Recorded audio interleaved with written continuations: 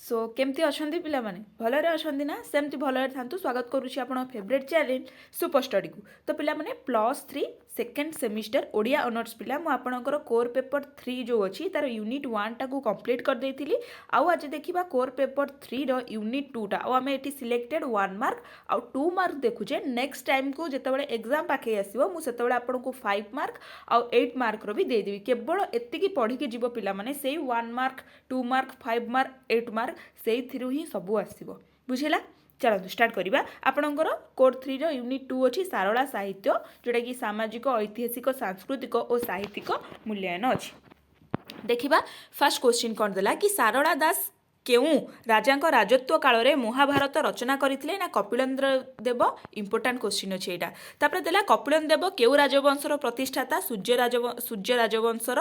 तापर देला सारला दास जन्मस्थान कौटा जोटा कि हूँ झंकट। बहुत टाइम एटा ओडिया पिला आपणकर पीजी एग्जाम रे भी आसे कि सारला दास जन्मस्थान झंकटा सेटा कौ जिला अंतर्गत जाउछि ना तमे जगतसिंहपुर लिखिबो। जगतसिंहपुर झंकटा माँ सारला मंदिर अच्छी। तापर देला सारला दास निज जन्मस्थान संपर्क में केउ ग्रंथ रे लिखिचंती ना बिलंका रामायण रे से लिखिचंती। परशुराम विजयर स्रष्टा किए ना कपिलेन्द्र देव। संस्कृत नाटक परशुराम विजय रे केउ भाषा रे गीतटीए संयोजित ना ओडिया भाषा रे सेठी लेखा आइछि। तापर देला कि संस्कृत रे रचित परशुराम विजय केउ धारणा रचना ना नाटक धारणा रचना। परशुराम विजय नाटक रे संयोजित ओडिया गीतटी केउ राग रे रचित ना अमर राग रे रचित। तापर क्वेश्चन सारला दासंक पितृदत्तंक नाम कौन थिला ना उद्देश्वर परिड़ा सिद्धेश्वर परिड़ा। मिस्टेक होला सिद्धेश्वर परिड़ा। सारला दास केउ ग्रंथ रे अनेक बार निजकु शूद्रमुनि बोली उल्लेख करिसेंती ना महाभारत रे शूद्रमुनि र मुनि शब्दटी केउ अर्थ बहन करे ना कवि बा शास्त्रकार। एटा टिके इंपोर्टेंट अछि देखिदेबे हैला। तापर देला सारला दासंक प्रथम रचना किए ना बिलंका रामायण। एटा टिके इंपोर्टेंट अछि। केउ संस्कृत ग्रंथ अनुसार सारला दासंक बिलंका रामायण रचित ना संस्कृत अद्भुत रामायण। केउ देवतांक दायित्व कथोपकथन छଳରେ बिलंका रामायणर कथावस्तु गतिशील ना शिव पार्वती बुझिला। एमती टिके इंपोर्टेंट सबू इंपोर्टेंट पिला माने सबू टिके देखिदेव भल से। केउ वर्ष संयोजना सारला दासंक मौलिक ना गदा पर्व। प्रथमे श्री रामायण द्वितीय भारत तृतीय लिखन करी श्री भगवत। यह सारला दासंक केउ ग्रंथ रे उल्लेख करा जायछि ना चंडी पुराण। शिरा भागवत रूपे सारला दासंक केउ ग्रंथ को ग्रहण करा जायछि ना चंडी पुराण। सारला महाभारतर पद संख्या केते ना 1,40,000। मोस्ट इंपोर्टेंट पिला माने एटा बहुत टाइम पीजी एग्जाम रे भी आसे। सारला दासंकर जो महाभारत अछि सेटा केते पद संख्या ना 1,40,000।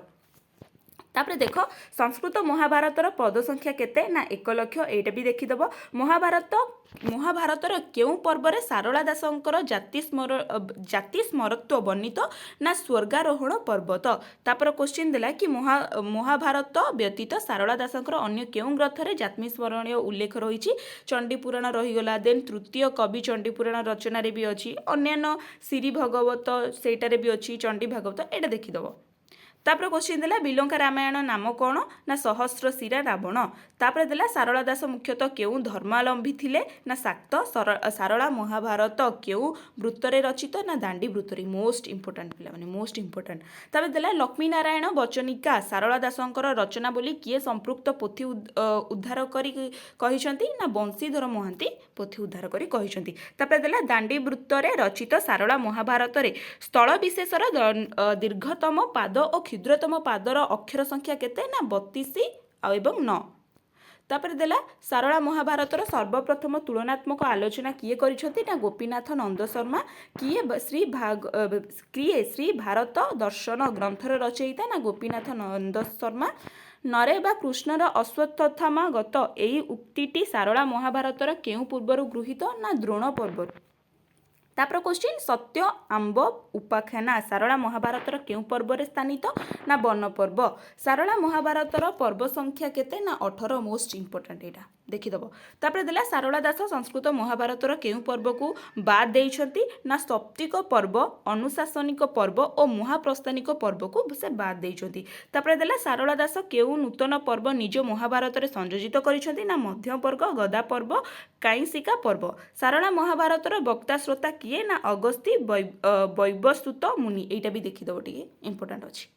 ତାପରେ ଦେଲା ସାରଳା ଦାସ ପୂର୍ବଜନ୍ମରେ କିଏ ଥିଲେ ବୋଲି ଉଲ୍ଲେଖ କରାଯାଇଛି ନା କାଳିଦାସ। ମୋଷ୍ଟ ଇମ୍ପୋର୍ଟାଣ୍ଟ ମାନେ ମୁଁ ଯେଉଁ କହୁଛି କି ପିଜି ଟାଇମ୍ରେ ପଢ଼େ, ଏସବୁ ପିଜିରେ ପଢ଼େ, କାରଣ ପିଜି ତୁମେ ଯେଉଁ ଏଣ୍ଟ୍ରାନ୍ସ ଦେବ ଯାହା ପାଇଁ ବି ତୁମେ ଯିଏ ବି ଭାବିଛ କି ମୁଁ ପିଜି କରିବି, ଲେକ୍ଚରସିପ୍ କରିବି, ତ ତୁମେ ସେ ଯେଉଁ ଏଣ୍ଟ୍ରାନ୍ସ ଦେବ ସେଇଟା ତୁମର +2ରୁ ନେଇକରି +3 ଯେଉଁ 3 ବର୍ଷ, ସେଇଟା ଟୋଟାଲି 5 ବର୍ଷର କୋଶ୍ଚିନ୍ ଏଣ୍ଟ୍ରାନ୍ସରେ ତୁମର ପକାଇବ। ମୁଁ ସେଇ କଥା ହିଁ କହୁଛି, ଯେଉଁଟାକି ଏଠି +3 ପାଇଁ ମାନେ ତୁମ ସେମିଷ୍ଟାର ପାଇଁ ବି ଇମ୍ପୋର୍ଟାଣ୍ଟ ଅଛି, ସେତେବେଳେ ପିଜି ପାଇଁ ବି ଇମ୍ପୋର୍ଟାଣ୍ଟ ଅଛି। ତ ପିଜି କୋଶ୍ଚିନ୍ ଦେଖିଲା ବେଳେ ମୁଁ ଦେଖିଦେଇଥିଲି।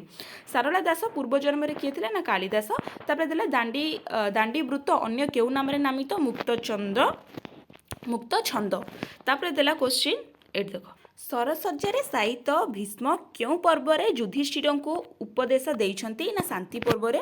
ସାରଳା ଦାସ କପିଳ ଦେବଙ୍କର ସେନାବାହିନୀରେ ସୈନିକ ଥିଲେ ବୋଲି କେଉଁ ଗବେଷକ ଅନୁମାନ କରିଛନ୍ତି ନା କୃଷ୍ଣଚନ୍ଦ୍ର ପାଣିଗ୍ରାହୀ। ଇମ୍ପୋର୍ଟାଣ୍ଟ ଅଛି, ଦେଖିବ। ତାପରେ ଦେଲା ସହଜ ସୁନ୍ଦରିକା କାହା ସହିତ ମିଳନରୁ ଖନିକାର, ଯାହାକୁ ଆମେ ଖଲ୍ୟାକାର ବୋଧ କହିଥାଉ, ଜନ୍ମ ନେଇଥିଲେ ନା ଶ୍ରୀକୃଷ୍ଣ।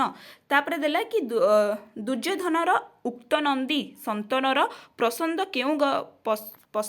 କେଉଁ ପର୍ବରେ ରହିଛି ନା ଶଲ୍ୟ ପର୍ବରେ। ଭୀଷ୍ମଙ୍କ ଶରୀର ତ୍ୟାଗ ପ୍ରସଙ୍ଗ କେଉଁ ପର୍ବରେ ସ୍ଥାନ ପାଇଛି ନା ଶାନ୍ତି ପର୍ବରେ।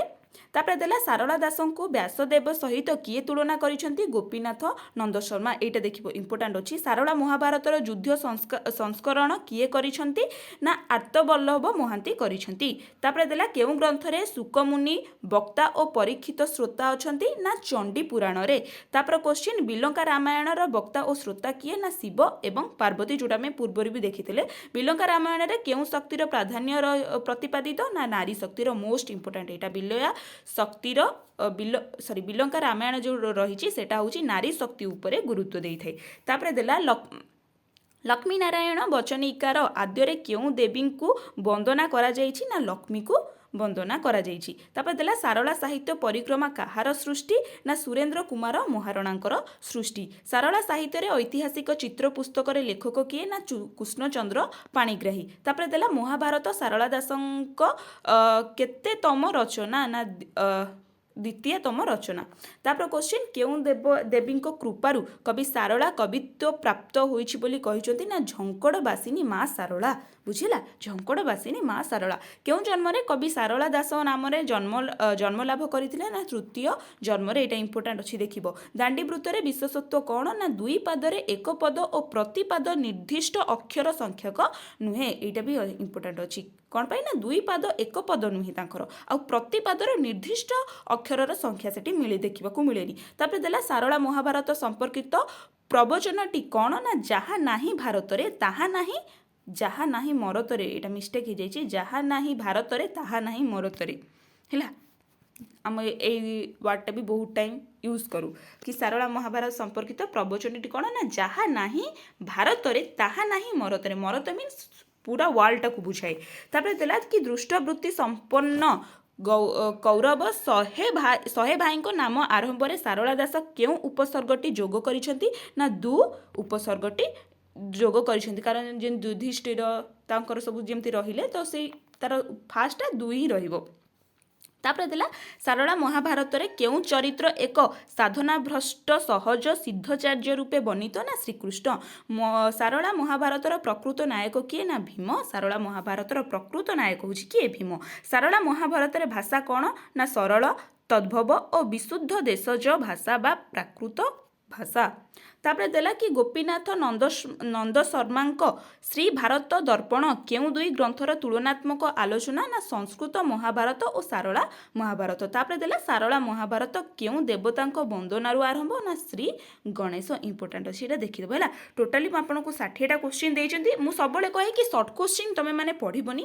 ଏବେ ଥରେ ଶୁଣିଲ, ମୁଁ ଅପଲୋଡ଼ କରି ତୁମେ ଥରେ ଶୁଣିଲ, ଯେମିତି ଏକ୍ଜାମ୍ ଟାଇମ୍ ଆସିବ ତୁମେ ଆଉ ଥରେ ଦେଖିଦେବ। କାରଣ ସର୍ଟ କୋଶ୍ଚିନ୍ ବହୁତ କଷ୍ଟ। ପିଲାମାନେ ଯେଉଁ 3rd ସେମିଷ୍ଟର सेमिस्टर पिला आपणकर ऊपर बैच पिला जो माने ओडिया ऑनर्स थर्ड सेमिस्टर देइछंती से माने कहते कि मैडम आम बेले बेले 10 रु 10टा क्वेश्चन ही करि पारनु एते कष्ट देइथांती तो सेति पई कहे कि आम 10 मार्क पाई कहीं एते टाइम माने नष्ट करबा गले कारण 10 मार्क तो अच्छी आम जानी सेटा बहुत कष्ट आसीबो तो एटा सब आपण पिला माने स्क्रीनशॉट नहीं जानतु नहले कौन करेंगे आप मो पीडीएफ मो टेलीग्राम चैनल जदि जॉइन थे पीडीएफटा आपको से मिल जाए बुझेगा आप भल से पढ़ापढ़ी करूँ बहुत भल से पढ़ापढ़ी करूँ आउ 1 मार्किया पिला माने 1 मार्किया जमा वेरीट हेनी कारण से जन्मरू माने जेबेठू ग्रेजुएशन स्टार्ट होती 1 मार्किया बहुत कष्ट आसे आपन तो हुए तो फास्ट सेमिस्टर आपन को सहज दे देथिबो कि कौन मु तो विशेष कर यूनिवर्सिटी क्वेश्चन देखिनी अल्प अल्प यूनिवर्सिटी क्वेश्चन देखी तो ये आपंकर 14टा टोटाली रहीगला सर्ट क्वेश्चन